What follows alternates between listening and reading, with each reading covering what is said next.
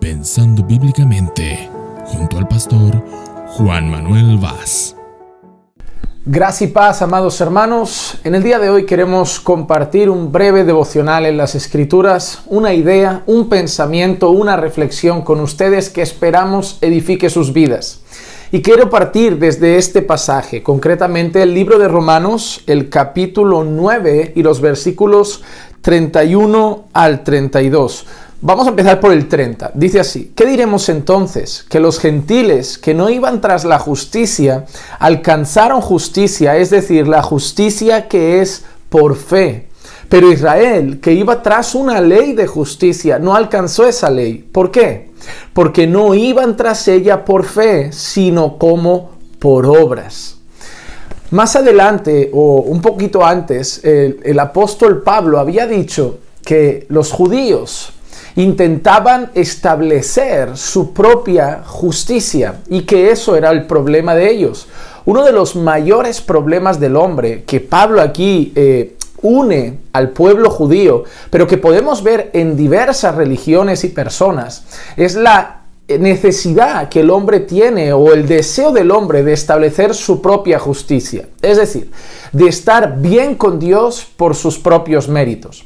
Cuando tú miras las distintas religiones, te vas a dar cuenta que casi siempre relacionan lo que hago yo con mi relación con Dios. Es decir, mi buena relación con Dios, mi estado de estar aprobado por Dios depende de lo que hago yo. Y desde ese momento se empieza a vivir una religión que está puramente basada en las obras y el mérito personal.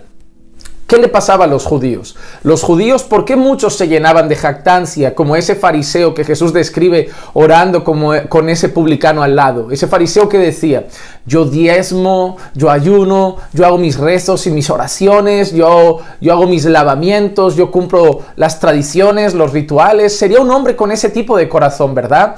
Yo puedo orar a Dios y lo hago de pie y puedo levantar la mirada al cielo porque yo me lo he ganado, porque yo me he esforzado mucho. Como aquel joven que se acerca a Jesús y cuando Jesús le pregunta: ¿conoces los mandamientos? El joven dice: claro, y los he cumplido todos desde mi juventud. Ese hombre se jactó de sus buenas obras, de su buen comportamiento, desconociendo la condición real de su corazón, puesto que Jesús le hace entender luego, diciéndole: bueno, pues entonces vende lo que tienes, dalo a los pobres y vente, que él tenía un corazón que amaba el dinero. Asimismo, en esa historia donde vemos orando al fariseo y el publicano, el Señor Jesús nos dice que el que volvió justificado no fue el fariseo. ¿Por qué? Porque el fariseo estaba apoyado en su propia justicia basada en sus méritos. Pero el publicano puso toda su fe en la gracia, la compasión y la misericordia de Dios. Se arrepintió, se humilló y por eso Dios, por esa fe que puso en él, en su gracia y en su misericordia, le concede la justicia, la justificación que solamente viene por la fe y la fe en Cristo. Nosotros nunca conseguiremos estar a bien con Dios por nuestros propios méritos. Si nosotros podemos estar bien con Dios, tener una relación con Dios, depende únicamente de los méritos de Cristo. Lo que hace que Dios nos mire y no vea simplemente nuestra maldad y pecado y nos condene, no es nuestra propia justicia, sino la justicia de Cristo que hemos recibido por la fe.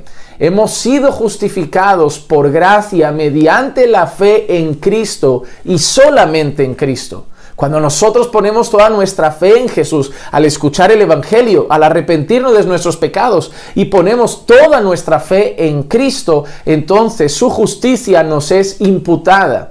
Y ahora cuando Dios nos mira, cuando el Padre nos mira, Él ve sobre nosotros la perfecta justicia de Cristo y es por eso que ahora tenemos acceso al trono de la gracia. Podemos estar en una relación personal con el Señor, hablar con el Señor, orar al Señor, tener acceso libre y directo ante el trono de la gracia para recibir la misericordia, la ayuda oportuna. Pero nunca es por nuestros méritos. Cuando nosotros entendemos eso, ya no hay lugar para el orgullo, para la soberbia y la jactancia, para medirnos con otros hermanos como yo soy más santo que tú, yo soy más espiritual que tú, yo oro más que tú, yo ayuno más que tú, yo leo la Biblia más que tú, yo sé más versículos de memoria que tú y por lo tanto yo estoy mejor con Dios que tú. Si tu corazón abarca esos pensamientos, te tienes que cuestionar si realmente tu fe está puesta en la obra de Cristo o tu fe está puesta en tus propios méritos. En nuestras vacaciones, uno de los países que estuvimos recorriendo algunas ciudades en el coche fue Italia. Cuando yo llego a Italia, pues para quien le gusta la arquitectura, el arte, la historia, la cultura, es precioso. Y hubo un momento en que te das cuenta que Italia está plagada, llena de grandes catedrales, de grandes lugares de culto religioso católico romano, iglesias, catedrales, todo tipo de edificios, a cada cual más hermoso por fuera, más hecho a la perfección. Pero me entró curiosidad de ver cómo están por dentro, porque la fachada era preciosa. El exterior de ese templo era una obra de arte, pero quería ver qué había dentro. Y dentro había otra realidad que me mostró una cosa muy interesante que quiero compartir con ustedes. Solo me acerqué a la puerta de una pequeña iglesia que encontramos en Milán. Y cuando me acerco a la puerta y entro, empiezo a percibir la actuación de las personas, que era mi intención, ver cómo la gente actuaba ahí dentro. Yo veo cómo la gente actúa en el templo donde nos reunimos como iglesia, en el culto a Dios, en la adoración a Dios, y quería verlo. Para empezar, vi un lugar oscuro, vi unas velas por un lado, y vi gente que entraba, se santiguaba, se arrodillaba, se ponía en un banquito, cogía su rosario y hacía sus rezos. Pero me resultó algo curioso. Yo no veía vida, veía tradición, veía cultura. Veía el cumplir con algunas costumbres que quizá habían aprendido por familia, por el país donde estaban o la religión en la que habían crecido.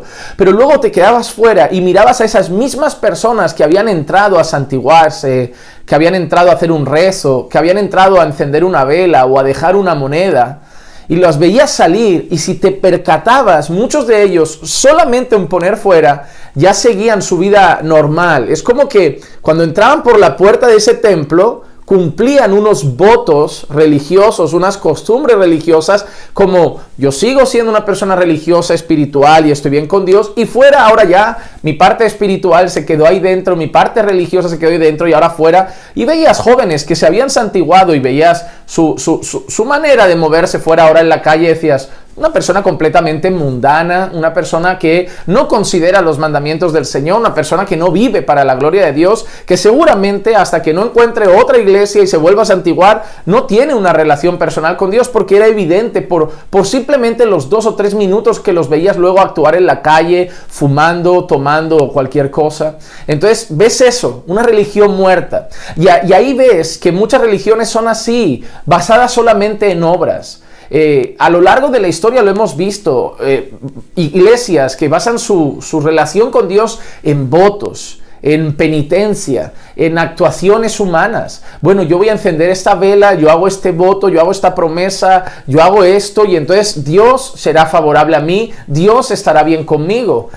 Si yo hago estas cosas, yo me gano el paraíso. Si yo me porto de esta manera, yo me gano el paraíso. Si yo, o incluso religiones que no son cristianas. Si yo me porto bien, yo me reencarno en la próxima vida en una cosa mejor. Si yo me porto mal, yo me reencarno en la próxima vida en una cosa peor. Religiones que basan su resultado en nuestras obras.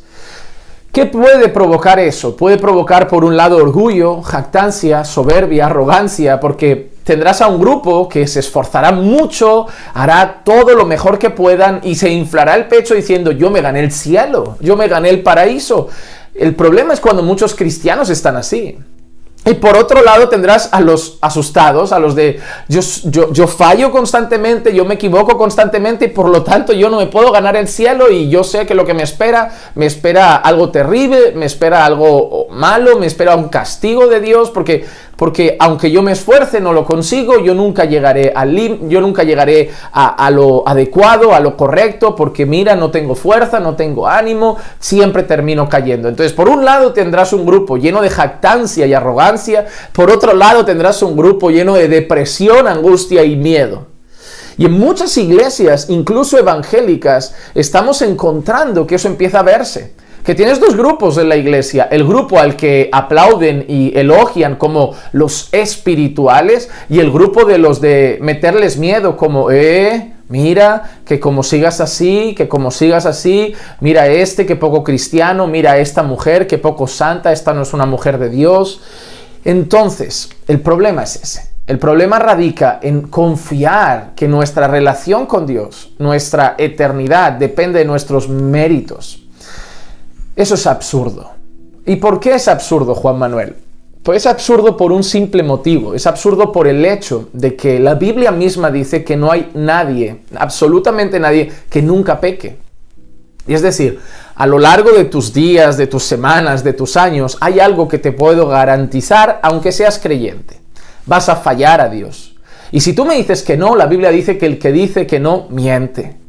Entonces, yo creo en lo que dice la Biblia. Yo sé que vamos a fallar a Dios. Un pensamiento, una palabra, un gesto, una actitud. Podemos fallar de varias maneras y tarde o temprano vamos a fallar. ¿Qué nos enseña también la Escritura? Que si nosotros cometemos un pecado, si rompemos un mandamiento, ante los ojos de Dios es como si hubiéramos roto todos. ¿Qué nos enseña la Escritura? Que por lo tanto, ningún hombre puede ser salvo por sus propias obras. Ningún hombre puede ser salvo por sus propias obras. Ningún hombre puede tener una relación perfecta con el perfecto y santo Dios, porque tarde o temprano va a fallar a ese Dios santo. ¿Y cómo se presentará él sucio ante ese Dios santo? Solo hay una posibilidad: por la gracia de Dios, por la justicia de Cristo que recibimos por la fe. Nosotros sabemos que si pecamos, tenemos abogado. Tenemos un abogado para con Dios, a Jesucristo el justo. Él es justo y por la fe hemos recibido su justicia y tenemos una confianza que aunque al lado de nosotros tengamos al acusador diciendo, mira, ha vuelto a pecar, tenemos un abogado que nos dice que si nosotros confesamos nuestros pecados, Él es fiel y justo para perdonarnos de toda nuestra maldad. Pero eso nos ayudará a ser humildes, recordar que es el mérito de Cristo el que nos hace estar bien con Dios. Y ahora tú dirás, Juan Manuel, pero entonces estás diciendo que vivamos pecando y confiando porque al final todo depende de Jesús. Tampoco he dicho eso. He dicho que no te puedes apoyar en tu propio mérito y no te puedes confiar en tus propias obras. Eso es legalismo. Creer que tu relación con Dios depende de ti. Pero, ¿debemos vivir en santidad? Claro que sí. La Biblia dice que sin santidad nadie verá al Señor. ¿Debemos obedecer los mandamientos de Dios? Claro que sí. Jesús dice que si lo amamos, guardamos sus mandamientos. Es más, la evidencia de que hemos recibido la justicia de Cristo por la fe es una vida de obediencia a Dios. Pero, ¿qué diferencia hay aquí? Que las obras, la santidad, el orar, ya no es en lo que yo pongo mi confianza. Es el resultado de estar en Cristo, que es en quien he puesto mi fe y mi confianza. Por lo tanto, las obras espirituales, el crecimiento en santidad, no se vuelven ahora la confianza que tengo de salvación, sino el resultado de la salvación. Y no puedo olvidar algo que la Biblia me enseña cuando Pablo dice, por ejemplo, cuidad vuestra salvación con temor y temblor. Qué bueno, tenemos que cuidar nuestra salvación, atesorarla, recibir ese precioso regalo y entonces cuidarlo y vivir como aquellos que son salvos. En otra ocasión Pablo dice, vivid de la manera de la cual habéis sido llamados, vivir del modo digno de vuestro llamamiento. Pero justo después Pablo dice, porque Dios es el que pone en vosotros el querer y el hacer. Si tú estás cuidando tu salvación con temor y temblor, si tú estás orando, leyendo las Escrituras, luchando, esforzándote por crecer en santidad, por mortificar el pecado, por batallar con la carne, no es por tu fuerza, no es por tus méritos, es porque Dios obra en ti. Porque su Santo Espíritu es el que está obrando en tu vida y es el que te mueve a hacer esas cosas. Y es ahí donde decimos, ¿dónde queda el lugar para la jactancia? No queda lugar para eso. Ya no hay lugar para la jactancia cuando reconocemos que nuestra relación con Dios, reconciliación con Dios y actual relación con Dios solo depende de Cristo. Únicamente depende de nuestro Señor y Salvador Jesucristo. ¿Esto es un llamado al pecado? No, es un llamado a la obediencia, es un llamado a la santidad con la confianza puesta en Cristo, porque así siempre diremos, sea a Dios la gloria, sea a Cristo el Cordero de Dios la gloria, la honra, el honor, el poder y la alabanza, y no a nosotros, débiles pecadores que solo hemos sido reconciliados con el Padre por la gracia de Dios, por la misericordia de Dios y por la perfecta obra y justicia de Cristo que hemos recibido por fe. Y esa fe, aunque no lo crean, la Biblia dice que también es un don de Dios. Así que, ¿de quién depende todo? De Dios. Ya no inflemos el pecho, esforcémonos, luchemos, trabajemos por crecer en santidad, pero no inflemos el pecho creyendo que yo soy. No, Él es el centro de nuestra salvación, la fuente de nuestra salvación, la fuente de nuestra santificación. Él es el gran yo soy, la fuente de todas las cosas que ha traído vida a nosotros en Cristo Jesús, a nosotros su pueblo, a nosotros sus ovejas, y a Él le damos la gloria. Así que obedece al Padre que te ha salvado, obedece al Dios que te ha redimido, recordando que le obedeces por su gracia y no por tu mérito. Así cuando veas un hermano débil, en vez de inflar el pecho y sentirte mejor que él, vas a orar a él y le vas a decir, Padre, así como a mí me ayudas, ayuda a mi hermano, y le extenderás una mano de gracia y misericordia. Que la gracia y la paz de nuestro Señor Jesús sea con todos y cada uno de vosotros siempre. Y recordad, si os ha edificado este devocional, compártelo con más personas. Ayúdanos a llevar gotitas de palabra de Dios a más gente cada día. Un fuerte abrazo desde Barcelona. Los amamos en el Señor.